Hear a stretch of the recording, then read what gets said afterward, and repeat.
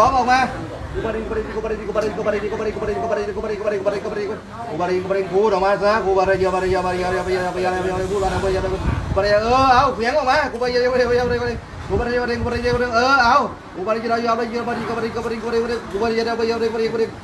มึงต้องพูดกูบารีร้อ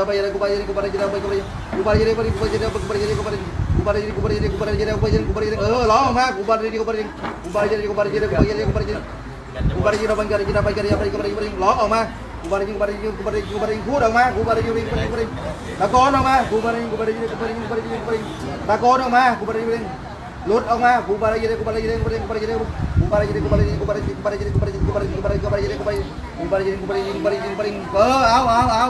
เอาตะโกนออกมากูไ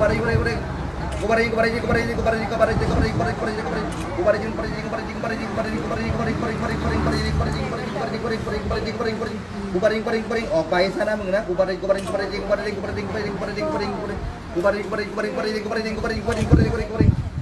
ขอแข่งที่ผ่านนะเอาไป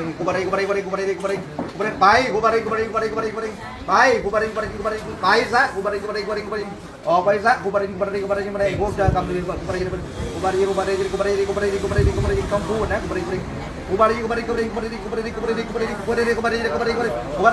อกไปกูไปซะนะอย่ามาก่อเด็กนะอย่ากูไป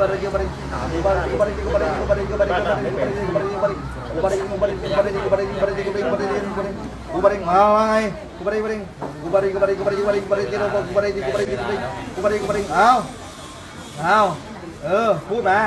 ร้องมายังไงไปไม่ไปฮะเอายังไงฮะกูบาริเด็กนะกูบาริจะไป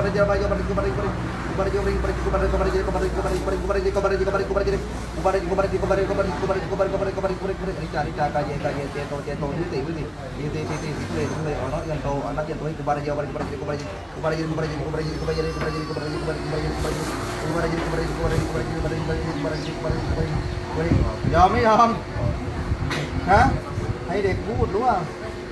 พูดออกมาเสียงต้องการเสียงเอาเสียงเอาเสียงออกม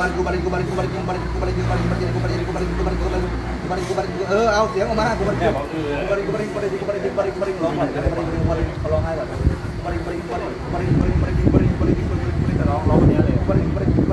ออกมาเสียงมา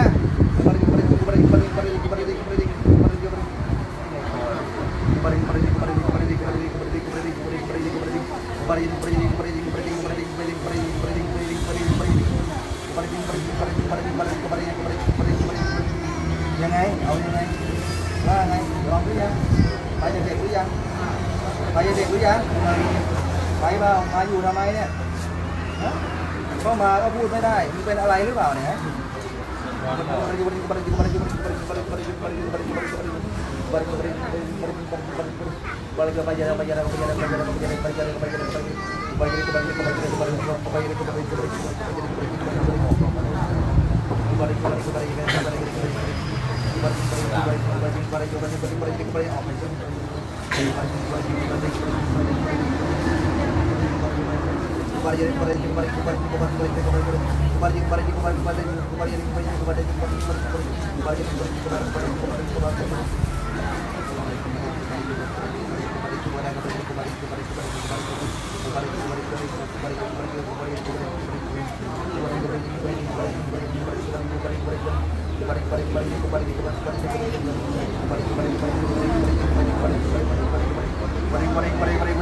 ว่าไงเอาเฮ้ย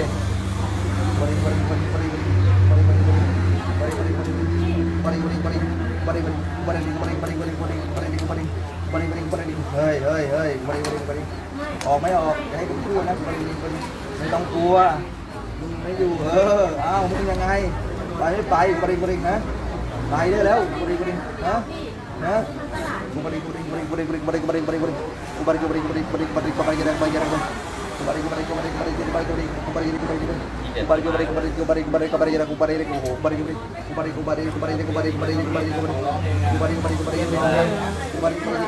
ไปไม่ไปอยู่กับเด็กทำไมฮะมึงจะอยู่กับเด็กทำไมจะไปไหมไปเปล่าออกไม่ออกจะได้ส่งไปไหมออกไม่ออกออกไหมออกนะเด็กไม่อยากจะทำมากนี่ฮะไปไม่ไปเปล่าออกไปซะเนี่ยกูตีเบาๆนะพ่อนะรู้ใช่ไหมผมไม่ได้ใช้แรงเลยนะเอ้ย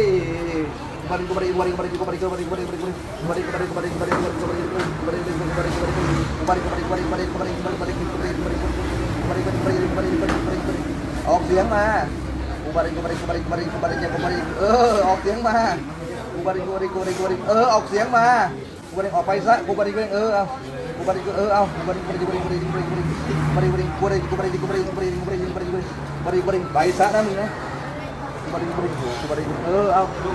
ก็จูเข้ามาเหรอลูก กูบาริไปทางจิ้มกูบาริ นี่เดี๋ยวให้เขามากิน ไปเปล่า ไปแก้วเลย ไปไหม แก้วเลย ไปไม่ไปยอมยังเลิกอยู่กับเด็กหรือยังไปไหม อันนั้นแช่ ออกไม่ออกออกไม่ออกออกไม่ออกออกไม่ออกออกไม่ออกมีสิออกไม่ออกออกไม่ออกออกไม่ออกเอาเบานะเอาพ่อดูนะเจ็บไหมออกไม่ออกออกไม่ออกออกไม่ออกไปไม่ไป3 ปีไม่พูดแล้วมึงพูดวันนี้แหละฮะพูดวันนี้แหละไปวันนี้แหละไปเปล่าไปเปล่าไปไหม อ๋อ ไปเปล่ายอมหรือยังออกมึงต้องออกต้องออกต้องออกต้องออกออกไม่ออกไปไปวันนี้ต้องพูดไปพูดให้พูดพูดเปล่าพูดออกเกาะเด็กไงตัวอะไรวะไปยังไงไปโอ้โหดูดิไปแต่เบาๆเลยเอาพูดออกมาไปเวตะภุตะเวตะภุตะเวตะภุตะเวตะภุตะเวตะภุตะเวตะภุตะเวตะภุตะเวตะภุตะเวตะภุตะเวตะภุตะเวตะภุตะเวตะภุตะเวตะภุตะเวตะภุตะเวตะภุตะเวตะภุตะเวตะภุตะเวตะภุตะเวตะภุตะดึงตังเวตะภุตะเวตะภุตะเวตะภุตะเวตะภุตะเวตะภุตะเวตะภุตะเวตะภุตะเวตะภุตะตักกะทาวุธังเวตะภุตะเวตะภุตะเวตะภุตะเวตะภุตะยอมยังยอมไม่ยอมเวตะภุตะเวตะภุตะเวตะภุตะเวตะภุตะเวตะภุตะเวตะภุตะเวตะภุตะเวตะภุตะเวตะภุตะเวตะภุตะเวตะภุตะเวตะภุตะเวตะภุตะเวตะภุตะเวตะภุตะเวตะออกไปเวตะภุตะเวตะภุตะเวตะภุตะเวตะภุตะเวตะภุตะเวตะภุตะเวตะภุตะเวตะภุตะเวตะภุตะไปเบา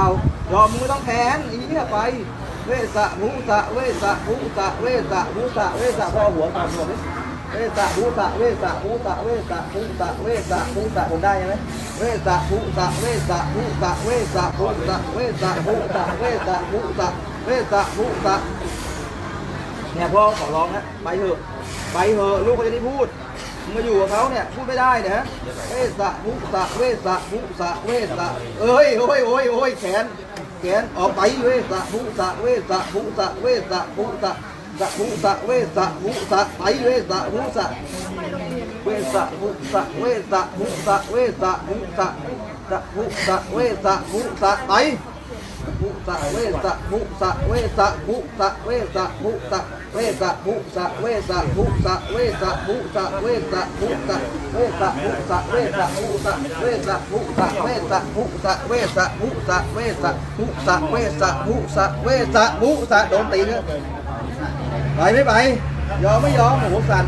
เวสะภุตะเวสะภุตะเวสะภุตะเวสะภุตะเวสะภุตะเวสะภุตะเวสะภุตะเวสะภุตะเวสะภุตะเวสะภุตะเวสะภุตะเวสะภุตะเวสะภุตะเวสะภุตะเวสะภุตะไปเบาออกไม่ออกจะภุตะเวสะภุตะออกไม่ออกโอ้ยดิ้นกลัวเวสะภุตะออกไปมึงอยู่เขาไม่ได้เวสะภุตะเวสะภุตะเสียงมาแล้วเวสะภุตะไปมึงแทนกูไหมเวสะภุตะออกไปเวสะภุตะเวสะเวสะภุตะเวสะภุตะสักขะพาวุธังสักขะพาวุธังสักขะพาวุธังสักขะพาวุธังไปจะไปไม่ไปสักขะพาวุธัง3 ปีมันก็พูดแต่กูได้สักขะพาวุธังสักขะพาวุธังสักขะพาวุธังสักขะพาวุธังสักขะพาวุธัง สักขะทาวุธังสักขะทาวุธังแขนสักขะทาวุธังสักขะทาวุธสักขะทาวุธังสักขะทาวุธังสักขะทาวุธังสักขะทาวุธังสักขะทาวุธังแตะไว้เฉยนะเท้านะสักขะทาวุธังไปยังสักขะทาวุธังสักขะทาวุธังสักขะทาวุธังเวสะภุสะเวสะภุสะออกไปเวสะภุสะเวสะภุสะเวสะภุสะเวสะภุสะเวสะภุสะเวสะภุสะเวสะภุสะมึงไปไม่ต้องมาสู้กูไอ้เหี้ยเวสะภุสะเวสะภุสะเวสะภุสะเวสะภุสะเวสะภุสะเวสะภุสะเวสะภุสะเวสะภุสะเวสะภุสะสันเวสะภุสะเวสะภุสะเวสะภุสะไปเปล่ายอมไม่ยอมออกไม่ออกออกไหมมึงเวสะภุสะเวสะภุสะเวสะภุสะเวสะภุสะเวสะขอบองหน่อยเวสะภุสะเวสะภุสะเวสะภุสะเวสะภุสะออกไม่ออกสักขะทาวุธังออกไม่ออกฮะไปไม่ไปอยู่ได้ไปได้จบนะเวสะภุไปไม่ไปเวสะภุสะเวสะภุสะเวสะภุสะไปเปล่ามึงจะได้พูดออกเถอะรู้เปล่าออกไม่ออกกูบาร์เวสสะภุสะเวสะภุสะเวสะภุสะเวสะภุสะเวสะภุสะไปเปล่าออกไปรู้เปล่าฮะสักขะทาวุธังไม่อยากให้แดกพริกนะฮะกูเห็นเด็กกูต้องจะแก้ไงเข้าใจอ่ะเฮ้ยมึงจะแดกพริกนะถ้าไม่ออกเนี่ยไม่ออกไม่พูดเด็กมึงแดกพริกแน่มึงจะแดกหรือไม่แดกลงนิดนึงพริกมาหน่อยดิจะได้พูดฮะ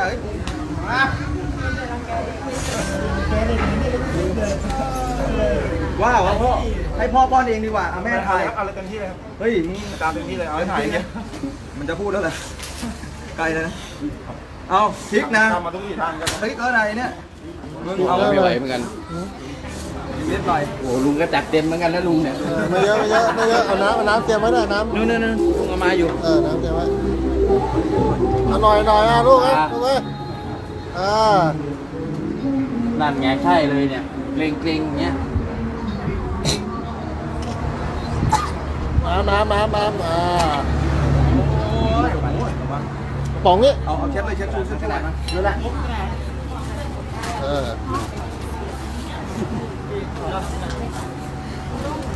ขอพูดอย่างเดียวพอไปซะมึงจะว่าอะไรพ่อนะหน่อยเดียวนะว้ายเยี่ยคุยใจกูคุยนะ